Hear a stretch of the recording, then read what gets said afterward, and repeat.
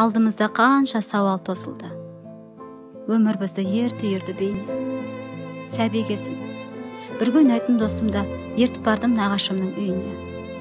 Сәбилік шақ, сүттей аппақ кезең бұл. Аңғал, бейқам, балбұлақтай сыңғырлы. Досым киіп көремін деп әжемнің аңдаусызда көз әйнегін сындырды. Енді қайттық. Амал айлы азайып, қиындықтан өткел іздеп тарықтық. Досым менің ұяң еді ғажайып, әжем өте қатал еді, жарықтық.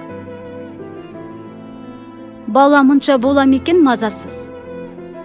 Кәне қайсын көз әйнекті сындырған, деді әжеміз. Қалдырмаймын жазасыз, сындырған кім, алдыма кеп тұр жылдам. Енді қайттық. Кім ұсынбақ көмегін? Бұл қырсықтан құтқармақ боп досымды. Мен сындырдым, кешіріңіз. Мен едім, дедім үнсіз, төмен салып басымды. Бір ерекше дүлеймен өз күтіп ек. Шіркін адам табиғаттай саңғырлы. Қанша шулы болғанымен осы рет әжем бізді жазалаусыз қалдырды.